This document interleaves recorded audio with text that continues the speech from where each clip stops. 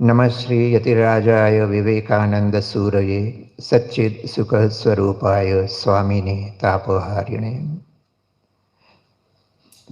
मंच पर उपस्थित हमारे आज के सम्माननीय श्रद्धेय अतिथि पूज्य अनुपमानंद जी के चरणों में मैं अपना प्रणाम निवेदन करता हूं और यहाँ विभिन्न कॉलेजों से आए हुए शिक्षक शिक्षिकाओं तथा छात्र छात्राओं आप सभी का और हमारे वॉलेंटियर्स और अन्य जो भी यहाँ उपस्थित है सभी को मैं आश्रम की तरफ से नमस्कार और अभिवादन प्रेषित करता हूँ। आज का यह जो कार्यक्रम है, जैसा कि भूमिका में ही आप लोगों को बताया गया, रामकृष्ण मिशन यह जो संस्था है इसके 125 वर्ष पूर्ण होने के उपलक्ष्य में यह कार्यक्रम रखा गया है। स्वामी विवेकानंद जी के स्मरण से हमने यह कार्यक्रम प्रारंभ किया और आप लोग जानते ही होंगे कि 125-126 वर्ष पूर्व स्वामी विवेकानंद जी जब अमेरिका और यूरोप की अपनी सफल यात्रा करके लौटे थे तब उन्होंने 1897 में 1897 में कलकत्ता में एक संस्था प्रारंभ की जिसका नाम हुआ रामकृष्ण मिशन। अपने गुरु श्री रामकृष्ण परमहंस की स्मृति में उन्होंने इस संस्था का निर्माण किया था और इस संस्था के जो सन्यासी सदस्य थे या दूसरे भी जो गृहस्थ सदस्य थे उनके लिए स्वामी विवेकानंद ने एक नया, अब हम बोल सकते हैं जैसे बौद्ध काल में कहा जाता है धर्म चक्र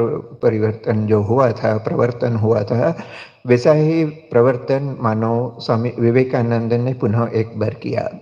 भारत की हजारों वर्षों के आध्यात्मिक संस्कृति में देखा जाता है कि जो व्यक्ति ईश्वर के प्रति अनुरागी होता है, जो अध्यात्म के पथ पर चलना चाहता है, वह अपने परिवार का और संसार का त्याग करके वनों जंगलों में या किसी निर्जन स्थान पर चला जाता है। ऐसी हमारी हजारों वर्षों की परंपरा रही है। तो ईश्वर प्राप्ति के लिए जो निर्जनवास आवश्यक है उसके लिए वह निर्जनवास जरूरी है, परंतु स्वामी विवेकानंद ने उसमें एक नया आयाम जोड़ दिया। उन्होंने सन्यासियों के लिए वह ईश्वर प्राप्ति का उद्देश्य छोड़ने के लिए नहीं कहा, परंतु साथ ही उन्होंने यह भी अपेक्षा नहीं की कि कोई वैराग्य के नाम पर संसार छोड़कर और दूर कहीं चला जाए। जिस समाज में हम जन्मे, जिस समाज में हम पले, जिस समाज से हमने बहुत कुछ ग्रहण किया है, उस समाज के प्रति भी हमारा उत्तरदायित्व है। और इसलिए स्वामी विवेकानंद जी ने यह संस्था बनाते समय जो उद्देश्य रखा था, आत्मनो मोक्षार्थम जगत हिताय च, यानी आत्मनो मोक्षार्थम संस्कृत में जिसका साधारण सा अर्थ होता है कि अपने खुद के मोक्ष के लिए, अपने खुद के कल्याण के लिए। तो यह तो हमारी हजारों वर्षों की परंपरा करती ही आ रही थी, परंतु स्वामी जी ने उसमें एक नया और शब्द जोड़ दिया, जगत हिताय च, यानी ये दोनों उद्देश्यों को लेकर फिर आपको अपनी आध्यात्मिक साधना करना है। आत्मानो मोक्षार्थम भी करना है, अपने मोक्ष के लिए, अपने कल्याण के लिए, अपने उद्धार के लिए। आप ईश्वर लाभ बोलिए, ब्रह्म ज्ञान बोलिए, जिस भी रूप में उसे आप याद करना चाहे, वह उद्देश्य तो साधित करना ही है। परंतु साथ में विवेकानंद ने जो नया हमको शब्द दिया, जगत हिताय च, यानी साथ ही साथ जगत का कल्याण भी होना चाहिए। और इसी आदर्श को बनाए रखते हुए रामकृष्ण मिशन की जब स्थापना हुई, तभी से रामकृष्ण मिशन के सन्यासी न सिर्फ अपनी आध्यात्मिक उन्नति का प्रयास करते हैं, बल्कि समाज के कल्याण का भी प्रयास करते हैं। इसी का नतीजा है कि रामकृष्ण मिशन की आज लगभग 200 से अधिक शाखाएं भारत भर में काम कर रही है। भारत में, विदेशों में भी शाखाएं हैं। तो और इन शाखाओं के माध्यम से चिकित्सा हो, शिक्षा हो या किसी भी प्रकार का रिलीफ का काम हो, जहाँ नैसर्गिक आपदाएं आती है, बाढ़, भूकंप इत्यादि, या युवाओं के लिए या महिलाओं के उत्थान के लिए, विभिन्न क्षेत्रों में रामकृष्ण मिशन कार्य कर रहा है। और रामकृष्ण मिशन चूंकि प्रचारोन्मुखी नहीं है, इसलिए जितना कार्य रामकृष्ण मिशन द्वारा किया जाता है उतना समाज की नज़र में नहीं आता है, परंतु जो लोग गहराई तक जानना चाहते हैं, अच्छी चीज़ों को समझना चाहते हैं, वे लोग रामकृष्ण मिशन के इस कार्य से अनभिज्ञ भी नहीं है। तो अपने आप में यही एक बहुत बड़ी बात है कि कोई संस्था यदि कोई अच्छा उद्देश्य लेकर कार्य प्रारंभ भी करे तो कुछ दिनों के पश्चात ही उस संस्था का विघटन हो जाता है, एक संस्था की 4 संस्थाएं बन जाती है। परंतु रामकृष्ण मिशन ऐसी संस्था है जो 125 वर्ष पूर्व अपने अस्तित्व में आने के पश्चात भी आज तक स्वामी विवेकानंद की उसी भावधारा को बजाय रखते हुए, विवेकानंद की विचारधारा को पकड़कर रखते हुए अपना कार्य निर्विघ्न रूप से करे जा रही है। बाधाएं आती है, समस्याएं आती है, परंतु फिर भी निरवच्छिन्न रूप से बिना किसी रुकावट के एक संस्था यदि 125 वर्ष कार्य कर रही है लगातार, यही अपने आप में एक बहुत बड़ी उपलब्धि है। तो आज के कार्यक्रम की भूमिका आप अच्छी तरह से समझ लीजिए। रामकृष्ण मिशन की स्थापना के 125 वर्ष पूर्ण हुए हैं। इस 125वें वर्ष में भारत भर में विभिन्न कार्यक्रम आयोजित किए गए, परंतु हाल ही में हमारा जो मुख्यालय है कलकत्ता में बेलूर मठ के नाम से जिसे जाना जाता है, वहाँ हमारे जो पदाधिकारी हैं उन्होंने एक निर्णय लिया कि 125 वर्ष की पूर्ति के उपलक्ष्य में विभिन्न कार्यक्रम तो हुए हैं, परंतु स्वामी विवेकानंद का मुख्य आशा का केंद्र जो थे वे थे समाज के युवा। स्वयं स्वामी विवेकानंद ने यह बात कही है और विभिन्न प्रकार से कही है कि my faith lies in the youth, they will work out my ideas. तो युवाओं से स्वामी विवेकानंद को यह जो आशा थी कि वे लोग स्वामी विवेकानंद के विचारों को जीवन में चरितार्थ करेंगे, उसे ध्यान में रखते हुए युवाओं पर अधिक फोकस करने के लिए रामकृष्ण मिशन ने एक निर्णय लिया कि हमारी जो विभिन्न शाखाएं हैं भारत भर में, उनमें अलग अलग शाखाओं में युवा सम्मेलन आयोजित किए जाएंगे। तो चूंकि 125 वर्ष पूर्ति हो रही है, इसलिए ऐसे 125 युवा सम्मेलन अलग अलग जगह पर किए जाएंगे। उन्हीं में से एक हमारा आज यहाँ जो सम्मेलन हम कर रहे हैं वह भी वैसे ही 125 युवा सम्मेलनों में से एक है। और दूसरी जो महत्वपूर्ण बात कि ये जो अलग अलग स्थानों पर 125 युवा सम्मेलन किए जाएंगे, इन युवा सम्मेलनों में फिर जो भाग ले रहे हैं, जो युवा प्रतिनिधि भाग ले रहे हैं, उनसे कुछ प्रश्न किए जाएंगे और उन प्रश्नों के आधार पर प्रत्येक केंद्र से 2 प्रतिनिधि चुने जाएंगे। ऐसे प्रत्येक केंद्र में जो युवा सम्मेलन हो रहे हैं वहां से जो 2 प्रतिनिधि चुने जाएंगे, उन प्रतिनिधियों को लेकर और दूसरे भी कुछ लोगों को लेकर 126वां जो युवा सम्मेलन होगा वह हमारे मुख्यालय यानी कलकत्ता के बेलूर मठ में आयोजित किया जाएगा। इसलिए आज आप लोगों के पास 2 लाभ हैं। एक तो आप यहाँ जो कुछ सुनेंगे या सीखेंगे उसे आप अपने जीवन में यदि लगाने का प्रयास करें तो भी आप देखेंगे कि आपके जीवन की उन्नति हो रही है। और आप में से कोई भाग्यशाली ऐसे होंगे 2 प्रतिनिधि जो यदि आज निर्वाचित होते हैं तो आपको दिसंबर में, इसी वर्ष के दिसंबर में कोलकाता के हमारे बेलूर मठ में होने वाले 126वें महायुवा सम्मेलन बोल सकते हैं, उसमें आपको जाने का सौभाग्य मिल सकता है।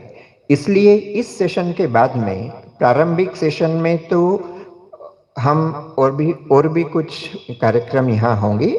तत्पश्चात आप लोगों के लिए भोजन की व्यवस्था यहीं की गई है और भोजन के सत्र के पश्चात वह जो 4 प्रश्न आप लोगों के सामने रखे जाएंगे, उन प्रश्नों के आधार पर आप में से 2 लोगों का निर्वाचन होना है। आप सिर्फ इतना याद रखिए कि आपको वहाँ रहने खाने की जितने दिन का जितना समय कार्यक्रम चलेगा वह सब सुविधाएं आपको मिलेगी। आने जाने की व्यवस्था संभवतः आप लोगों को ही करना है। और दिसंबर में आप लोग फ्री होंगे कि नहीं, और आप अपने खुद के बल पर वहाँ जा पाएंगे कि नहीं, इन प्रश्नों पर आप पहले विचार कर लीजिए। उसके बाद चाहें तो उस प्रश्नोत्तरी के सेशन में सत्र में आप भाग ले सकते हैं। तो यह तो थी आज के कार्यक्रम की भूमिका, माने विशेष रूप से जिस कारण से यह युवा सम्मेलन आयोजित किया गया है। और यदि यहाँ बुलाकर ऐसे ही सिर्फ 4 प्रश्न पूछकर छोड़ दें तो यह तो ऐसा ही होगा कि मान लो किसी व्यक्ति को ऐसी जगह पर ले जाए जहाँ हीरा जवाहरात सोने चांदी की खान हो और उसे वहाँ से खाली हाथ लौटा दिया जाए। तो आज यदि आप कलकत्ता जाने का अवसर यदि न भी प्राप्त करें या उसमें आपकी यदि रुचि न भी हो, आप यह जो अपना अमूल्य समय निकालकर स्वामी विवेकानंद के नाम पर यहाँ आए हैं, तो कम से कम यहाँ से भी आप खाली हाथ न लौटे। इसलिए आज के इस युवा सम्मेलन को हमने और एक विशेष रूप में आयोजित किया है, और वह है, जैसा कि विषय आप लोगों को पहले ही दिया जा चुका है, यहाँ भी लिखा है, personality development according to Swami Vivekananda. तो यह जो स्वामी विवेकानंद के आदर्श के अनुसार हम व्यक्तित्व का विकास कैसे कर सकते हैं, इस विषय पर भी हम थोड़ी चर्चा यहाँ करेंगे। दो एक बात बोलकर मैं अपनी वाणी को विराम दूंगा। जब व्यक्तित्व विकास की बात आती है तो आप चाहे बाहर बहुत सी ऐसी क्लासेस भी आजकल लगती है, यह आप YouTube वगैरह में इंटरनेट में भी जाकर देखेंगे, तो आप एक चीज़ कॉमन देखेंगे कि जब व्यक्तित्व विकास की बात आती है तो वहाँ आपको इसी प्रकार की कुछ शिक्षा दी जाती है कि आपने कैसे कपड़े पहनना चाहिए, कैसे बोलना चाहिए, कैसी आपकी वेशभूषा होनी चाहिए, आपने किस प्रकार अपने आप को सुंदर दिखाना चाहिए, आपको कैसे बात करते आना चाहिए। No doubt these are important trades for personality development, but personality does not consist of only our outer frame. ये जो हम अपने शरीर को ही व्यक्तित्व विकास का केंद्र मानते हैं कि हमारे शरीर को कैसे हम सुंदर दिखा सकते हैं, किस प्रकार से हम अपने बातचीत और अपने अंग्रेजी में जिसको मैनरिज्म बोलते हैं, या अपने आचार व्यवहार से लोगों को प्रभावित कर सकते हैं। यह प्रभावित करने के पीछे बहुत कुछ कृत्रिम व्यवहार होता है। आप मन में किसी को गालियां दे रहे हैं परंतु बाहर से you are giving very sweet smile, तो यह कोई व्यक्तित्व का विकास नहीं है। व्यक्तित्व को समझने के लिए पहले हमें अपने आप को समझना जरूरी है कि हम क्या सिर्फ यह शरीर हैं, और इस शरीर से ऊपर हम और कितना अपने आप को गहराई से समझ सकते हैं। तो इस बात पर यदि हम जोर दें, जब तक व्यक्तित्व को हम पूरी तरह से समझे नहीं तब तक उसके विकास की बात करना भी व्यर्थ ही होगा। तो यह जो व्यक्तित्व का विकास हम कैसे कर सकते हैं, इसके बारे में बात करने के लिए आज विशेष रूप से हमारे रामकृष्ण मिशन चंडीगढ़ के जो सचिव हैं स्वामी अनुपमानंद जी, बड़ी सौभाग्य की बात है कि हम लोगों के बीच में वे उपस्थित है। और मैं तो कहूँगा कि जो छात्र छात्रा यहाँ उपस्थित है उन लोगों का सौभाग्य है कि महाराज हमारे बीच में आज यहाँ उपस्थित हुए हैं। वे वर्तमान में तो रामकृष्ण मिशन चंडीगढ़ के सचिव हैं, इसके पहले हमारे तिरुपति में जो शाखा है उसके भी वे सेंटर हेड रह चुके हैं, और उसके पहले बहुत वर्षों तक स्वामी जी ने हमारे हैदराबाद आश्रम द्वारा एक Vivekananda institute of human excellence नाम का एक यूनिट है जो कि युवाओं में काफ़ी लोकप्रिय है और बहुत से युवाओं को उन समाज में नई दिशा मिली है। तो उसे भी देखने का कार्य स्वामी जी ने किया है। इसलिए युवाओं के साथ रहने का, युवा क्या चाहते हैं, युवाओं को कैसे मार्गदर्शन दिया जा सकता है, इस बारे में स्वामी जी को विशेष अनुभव प्राप्त है। आज हमारे लिए सौभाग्य की बात है कि स्वामी जी यहाँ उपस्थित है। तो मैं और अधिक समय न लेते हुए इस कार्यक्रम को आगे बढ़ाने के लिए अनुरोध करता हूं और आप सभी से एक बार पुनः अनुरोध करता हूं कि आप यहाँ जो भी सुने उसे ध्यान से सुने और सीखने का प्रयास करें। धन्यवाद।